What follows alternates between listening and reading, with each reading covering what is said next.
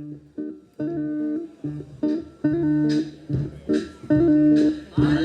ranna jookseen üksi, laites üle umurauge päev. Tervist, hea vaataja! Täna, 21. mail aastal 2011 toimub Lao kalasadamas Tõstamaa vallas Pärnumaa lõppepäev meie rahvuskalast.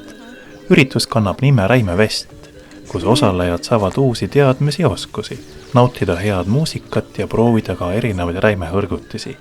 Täpsuse huvides pannakse osaleja nimi kirja ja piletiks on suitsuräim. Aitäh! Aitäh!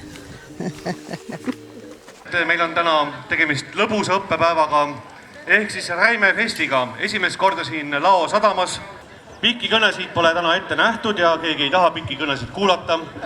Seepärast alustavadki kohe meie õppepäeva Tõstamaa isetegevuslased. Aga enne kui see kõik algab, tahaksin ma öelda, et tänast õppepäeva, tänast Räimefesti toetavad väga tõhusalt Liivi lahe kalanduskogu, Euroopa Liidu kalandusfond ja loomulikult meie armas Tõstamaa vald ja Tõstamaa rahvas ja Tõstamaa inimesed. Nii et aitäh teile kõigile ja tere tulemast kalapäevale, õppepäevale ja Räimefest. Ja laval on Tõstamaa naisansambel Reedene Rõõm, kes laulab esimese lauluna Jaanike Ae. Aitäh! Meremehed, kalamehed ja kalameeste naised, laulan teile.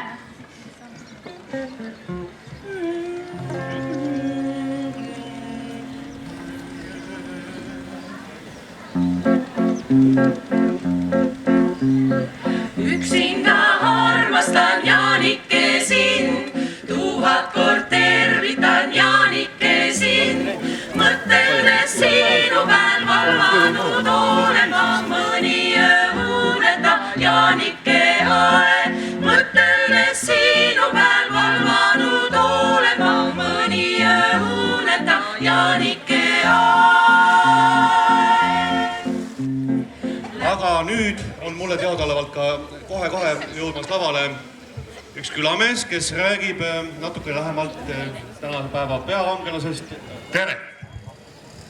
Minu nimi on Villu ja mind on täna siia kutsutud selleks, et rääkida sellest räimest, sellest väikesest kenast kalast, mida siin kandis ikka on püütud läbi aegade, püütakse praegu ja loodetavasti püütakse ka tulevikus.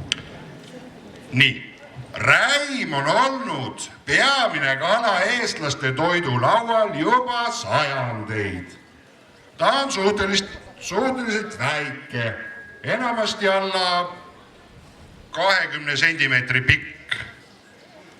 Tavaliste räimede seas esineb ka kiire kasvulisi, niinimetatud hiidräimi, kelle pikkus ulatub 33, vahel isegi 37,5 sentimeetrini. Kas ma jäin hiljaks või? Kas räimed on kõik ära antud või? Räime sabauim on tugeva väljalõikega. Seljauim paikneb selja keskosas. Kuule, Villu, kas sa tead, ma tulin räimele? Jää veel nüüd ilma ka või mis? Kuule, Juula, mul on siin ametlik ettekanne, sa segab mind. Mis ettekanne? Mis asja sa etled seal ometi? Aga no jah, eks sa ole kogu aeg ennast teistest vähe targemas pidanud ju. Ja enna kui palju rahvast siia kokku tulnud täna. Kui sina räägid räimest, siis võin mina ka ju räimest rääkida. Ma tean räimest rohkem kui sina, ma ikkagi vanem. No vanem sa oled jah, see on ka ainuke asi. Ja, kuule, aga tead, see vanadus ja aastad, see on kõik puha suhteline mõiste. Sellepärast, et kirps elab 3 nädalat ja peab ka sellega rahul olema. Aga vaata, selle räimega on nüüd sedasi ette, et räim on räim. Vaat seda püütakse siit merest, siis soolatakse ja kuivatatakse ja seal kuskil räästab ilus ja siis süüakse leiva kõrvale. Oi, ja ta on nii leiva kõrvane asi. Aga teate, kus vanasti oli siin ikka elurannas. Rand oli mehi täis ja ostupunkt oli naisi täis ja elu oli lõbus. Oi, siin juhtus nii paljugi. Aga vaata nüüd on sedasi, et suve praegu on vähekese elu, aga sügisel siis muutub kõik nii vaikseks, nii vaikseks. Võiks küsida, ja kas see kalakene nimelt see Räime on praegu juba looduskaitse all? ei, praegu veel ei ole, jah. Ma tänan teid, te olete väga eruteeritud. No, minul ei ole see raske, ma lihtsalt olen juba kord selline tark. Aga miks linnas marketites seda Räime nii harva saada on? Vaata, ega rikas Räime ei osta. Temal on muud paremad küll seal poes. Eks see Räim ole vaeste kala. Vaeste inimeste kala. Katsuge siis ikka looduse ja linnukesega isekeskis hästi läbi saada. Muusika ei pea ka mitte kõva olema, sellepärast et õhk on puhas, kostab niigi hästi. Kui tümps on kolevali, siis lind lendab Kihnu ja kala ujub sorgu taha. Aga ma arvan, et päeva peale tulevad siia veel palju targemad ja räägivad palju mõistlikumat juttu, kui mina seda suutsin. Nii et kena olemist teile kõigile.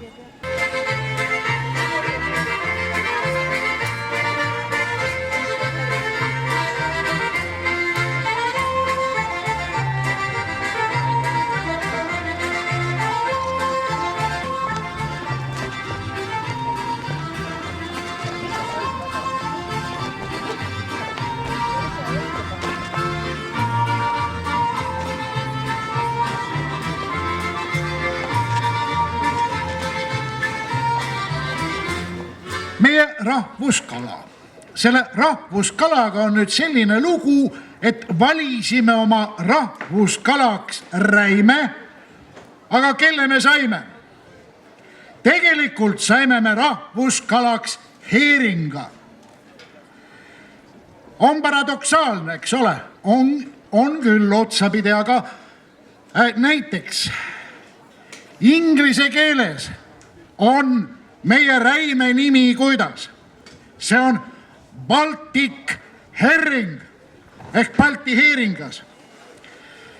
Ka venelastel on Räime üheks levinud ja teaduslikuks nimeks Baltiskaja seld ehk Balti heeringas. Ja lätlastel samuti Baltias silke ehk Balti heeringas. Kuidas sellega siis lugu on? Vaat, lugu on selline, et meie meres, siin Läänemeres, Balti meres elas kunagi heeringas. Elas päris heeringas, keda püüti eriti Läänemere lõunaosas, taanlased, sakslased püüdsid suure isu ja himuga heeringat, ehitasid maju ja siis äkki juhtus selline lugu, et 15. sajandil suvatses heeringas Balti merest jalga lasta. Läks hoopis Šoti rannikutele ja mujale ja pärast seda meil enam heeringat ei ole. Kui kunagi olid meil nii kevadine kui ka sügisene heeringas siin meres, siis need kadusid ära ja nendest arenesid välja kevadräim ja sügisräim. Nüüd veelgi huvitavam on see, et me valisime rahvuskalaks enesele Räime, ühe kalaliigi, aga tegelikult saime 2 rahvuskala, sest kevadräim ja sügisräim ei ole lihtsalt ühe kala erinevad rassid, vaid on tegelikult täiesti erinevad kalaliigid. Omavahel nemad järglasi ei anna. Ja see on tavaliselt ühe liigi tunnuseks juba. Nad ei saa järglasi anda juba sellel lihtsal põhjusel, et kevadräim koeb kevadel, sügisräim koeb sügisel. Meie Balti meres jagunevad nad niimoodi, et see räim, kes meil siin käib nii kevadel kui ka sügisel, on põhiliselt kevadräim. Sügisräim elab rohkem Balti mere lõunaosas, sealpool otsas. Nüüd, et ikkagi selle üle, et kas meie räim on heeringas või on ta räim, selle üle on olnud üsna palju vaidlemist. Mina mäletan veel 70. aastatel läinud sajandil oli ajakirjanduses päris suur sõda, kui hakati poes müüma heeringapähe räime. Rahvas oli väga solvunud, et kuidas nii, et meie tahame osta ilusat rasvast heeringat, siin on heeringas kirjas, aga saame ja ei ole üldse sellise õige heeringa maitsega meie jaoks. Tegu oligi selles, et müüdi seda sama räime ja kalateadlased kommenteerisid, et ei ole midagi valesti. Seda räime võib heeringaks nimetada küll. Soomlased omal ajal lahendasid asja niimoodi, nemad võtsid vastu sellise seaduse, mille järgi siis, kui selle kala rasvaprotsent on suurem kui 12, siis ta on heeringas ja kui see on väiksem kui 12, siis see on räim. Rootsis on ka asjaga jama olnud, sellepärast et seal on proovitud nii räimepähe heeringat müüa kui heeringapähe räime ja Läänemere räimepähe on vahel müüdud sellist nirumat Atlandi heeringat, kes on ära kudenud ja kehvak ja sellest on ka tõusnud skandaal. Ja rootslased võtsid 1948. aastal vastu seaduse, mille põhjal räimedeks võib nimetada üksnes neid kalu, mis on püütud Läänemerest. Et räimeks ei või nimetada neid heeringlasi, kes on püütud kusagilt mujalt kui Läänemerest. Kui rääkida sellest räimevärgist, siis me võime endi kui eestlaste kohta öelda, et me olime silgurahvas, aga me saime räimerahvaks. Et räimest ilmselt märksa vanem on sõna silk, mis on sellise soome-ugri algupäraga. Ta ei ole ainult eestlastel selline, vaid ka näiteks soomlastel on kaks lähedast sõna, on silaka ja on silli. Silli on heeringas ja silaka on räim. Peale selle on olemas soomlastel veel selline sõna nagu mitte silaka, vaid salaka, kes on hoopiski viidikas. Vene keeles on salaka, kes on räim. Selle sõna algupära on ilmselt selline, et silguks on kutsutud siinkandis Soomes ja siin ümbruses kõiki või enam-vähem kõiki pisemaid kalu. Et silk oli igasugune nagu soolakala on meil olnud, aga esmasjoones on olnud silk ikkagi see soolatud räim ja see soolaräim ehk silk on Eesti rahva jaoks olnud sajandeid ülimalt oluline. Silk oli meie leivakõrvane ja kui öeldi leivakõrvane, siis ei mõeldud sinna juurde reeglina ei vorsti, ei juustu, millest ei teatud üldse midagi õieti, ei muud, vaid just nimelt soolaräime ehk silku. See oli meie leivakõrvane ja selle leivakõrvasega oli see lugu, et lugu ei peetud üksnes silgust endast, vaid ka silgusoolveest, mida kasutati sajandeid kastmena, toidukastmena. See Lõuna-Eestist pärit laul, et tsorkaga tsorka haani ja miis. Et mida ta tsorkas ja kuhu ta tsorkas? Leivapalukest, kuhu? Silgupütti. Miks? Selleks, et oma leivapalukene selle tollal meie poolt nii lugupeetud kastmega kokku teha ja talle maitset andes. Silgusoolvesi on olnud meile väärtuslik kaste, aga maailmas on seda sorti kalakastmeid palju. Kõige kuulsam nendest on roomlaste garum. Garum on kalakaaste, kus amforatesse pandi pisikesi kalu, eeskätt ansooviseid, amforat viidi päikese kätte, lasti neil seal 2 kuud seista, kuni seal ei olnud enam ühtegi kala, vaid ainult selline vedel lurr. Seda veeti mööda kogu Rooma impeeriumit ja müüdi häämeelega. Sellest silgu sõnast veel, et sellest, et ta midagi väikest, noort on tähendanud. Siin on üks huvitav käik ka veel vene keelde. Kes on Vene sõjaväest teeninud, see teab, kes on salaga. Vaat see sõna salaga võeti kõigepealt kasutusele hoopiski mereväes ja noormadrusid nimetati salagadeks, salakadeks ehk silkudeks. ja sealt on see sõna, tuli siis kroonusse ja sõjaväkke ja nüüd tähendab igasugust mingil alal noort ja algajat sellist jooksupoissi, vene keeles see salaga. 18. sajandi lõpul reisis Eestis ringi üks sakslasest etofiil, kelle nimi oli Christian Schlegel. Ja see Schlegel kirjutas, et soolasilk ja Eesti talupoeg on nii lahutamatud, et juba 100 sammu kaugusel talupojast võib tunda soolasilgu lõhna.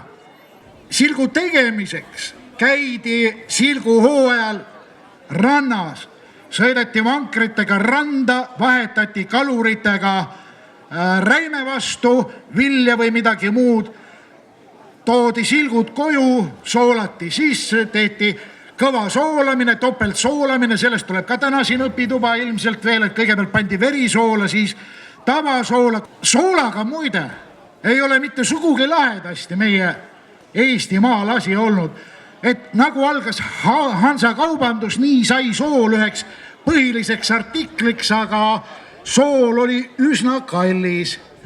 Sool oli odavam näiteks Rootsis ja Rootsist veeti teda siia salakaubana. Siis kui siin Rootsi aeg kehtis, siis kadus see salakaubandus ära, sest siis oli siin ka sool odav. Aga kui Rootsi aeg läbi sai ja jälle Vene aeg tuli, siis oli sool jälle kallis ja käis see salakaubandus ja vahekord oli selline, et näiteks Soomes vedades, Soomes sai 1 mõõdu vilja eest 3 mõõtu soola. Eesti sisemaal oli asi vastupidi, et 1 mõõdu soola eest sai siin 3 mõõtu vilja. Nii et vahekord selleks kaubanduseks oli väga soodus. Karistus vahele jäämise eest ei olnud mitte midagi muud kui sunnitöö Siberis. Ma arvan, et te olete juba nüüd tänase õpipäeva kandis saanud nii tohutult targemaks, et teist kumab ja kiirgab juba räimealast kirgastust ja valgust ja aitäh teile kuulamast ja me läheme oma päevaga edasi. On sina vaid õisi täis kodune rõõm, mis jällegi leida sa võid. Ning küünlaid nii valgeid on kastanipuu, karunapuu töide on läinud. Siin lõhnavad kaased ja väljendavad.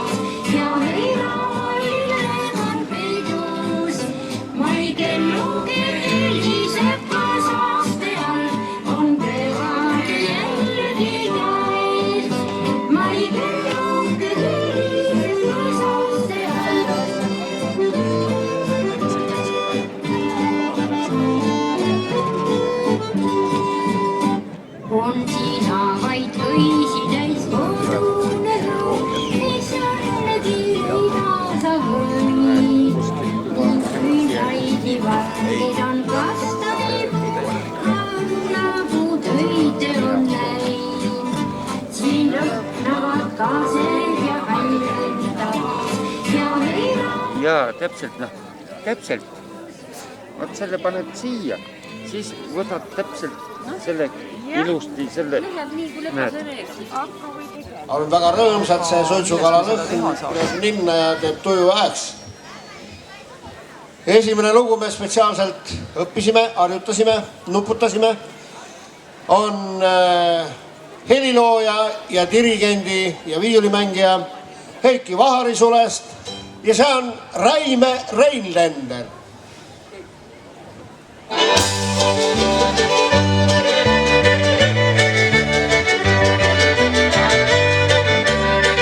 Tohib tantsida.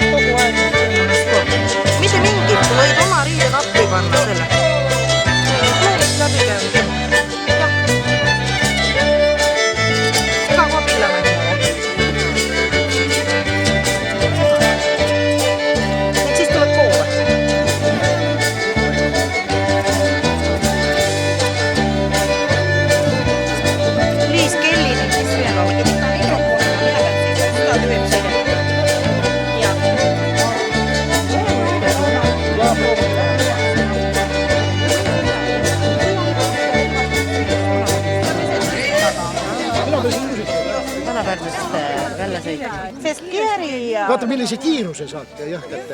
Tavalise kääriga on sitem. Läheb soonid sisse ning on valus ning on vale. See hakkad pärast kokkama, kas siive? Jah.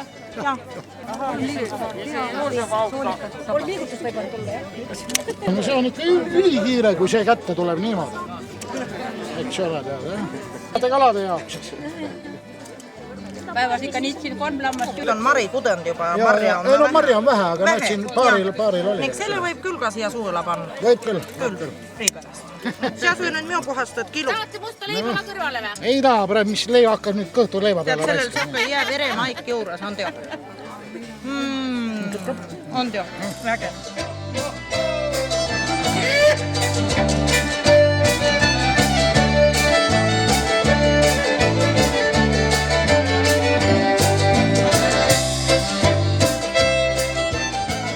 Viimane tilk suppi 40 liitrist.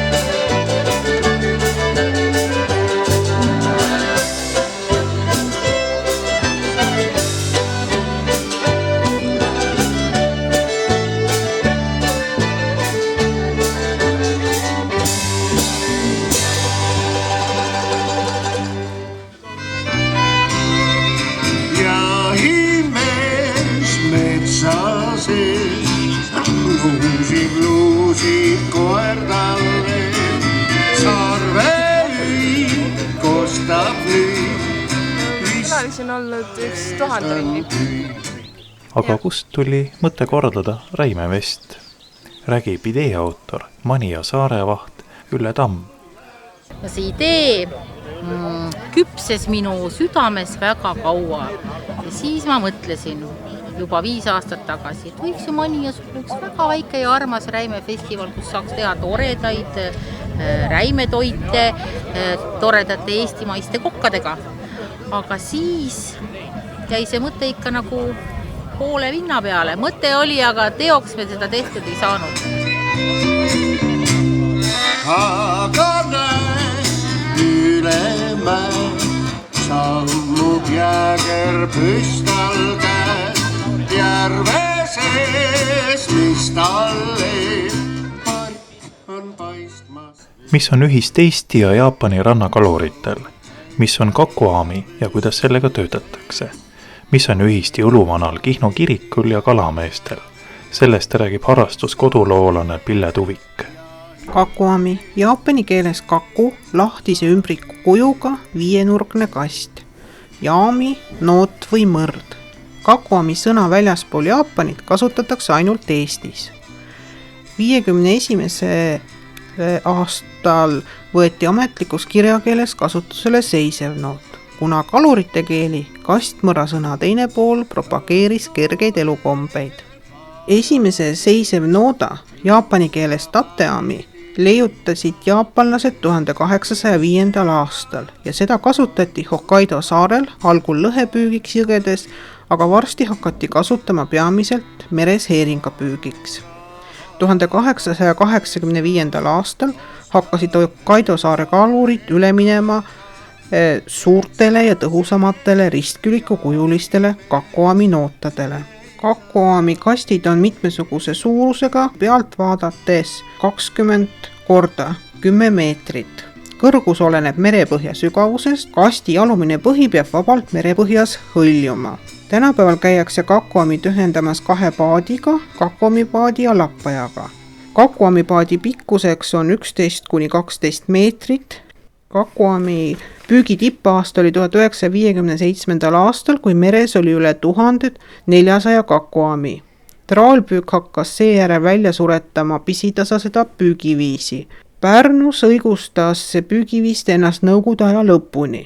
Tänapäeval tegeldakse kakkuamipüügiga Pärnumaal, Saaremaal, Lääne-Virumaal ja Hiiumaal. Kiriku nimetatakse ka Püha Nikolause kirikuks. Nikolaus on kalurite, kalameeste, võrgutegijate püha ja jõuluvana on Santa Claus samamoodi Nikolaist pärit. Nikolaus tähendab tõlkes rahva võitjat. Kas Pärnu laht on ikka päris meri? Kuivõrd mõjutab inimtegevus maal ja merel kalavarusid? Nendel teemadel arutleb merebioloog Jüri Denson. Ülepüügiga, siin me ei saa rääkida reostusest ega ilmastikust. Nii et need väga palju tegureid on, mis kalavarusid mõjutavad. Aga Pärnu puhul üldiselt on väga oluline see siiski, et kuna Pärnu lahte tuleb 1/3 Eesti veest kokku ja ta pestakse läbi 2 korda ju jõeveega aasta jooksul, sest jõeveest tuleb umbes 2 kuupkilomeetrit vett ja laht on umbes 1 kuupkilomeeter. Ja selge see, et meie räägime siin pidulikult merest ja mehed lähevad merele ja tegemist ei ole ikkagi merega, vaid ta on jõe suudmeerne ala ehk estuaar, kus on siis lage vesi ehk kriinvesi. Et seetõttu on jõgi väga suur mõjutaja ja jõgi toob ka väga palju materjali sisse. Normaalsel aastal tuleb Pärnu jõest umbes miljon kuupmeetrit pilliroogi, mis siis meres ära jahatatakse ja meil meres, kui me võrdleme nüüd 60. aastate algusega, siis vee läbipaistvus on väiksem. Siis paistis vesi tugevasti läbi, kesksuvel olid kõik fosfor ja lämmastik olid veest ära tarvitatud. Inimene inimese jaoks ongi kõige tähtsam. Iga liigi esmatähtis asi on ise ellu jääda. Ja selles mõttes me ei saa ka nii öelda, et räim või lõhe on tähtsam kui inimene. See on liiga roheline mõte. Ei, oleneb kust poolt vaadata, eks. Mina olen inimeste poolt. Mis ei tähenda seda, et me võime kõike teha. Otsid kaaslast, kellega kudeda inimene seda üldse juhi. Jah,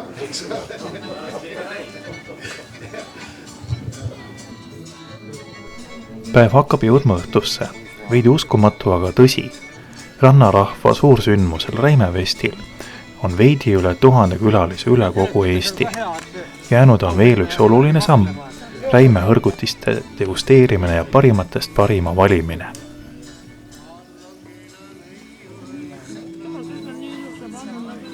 No see on eduräim ja see on nüüd see võileiva katte. Ja pastakat. Pane minu poolt mõlemale 4. Sinu poolt 4 mõlemale, jah?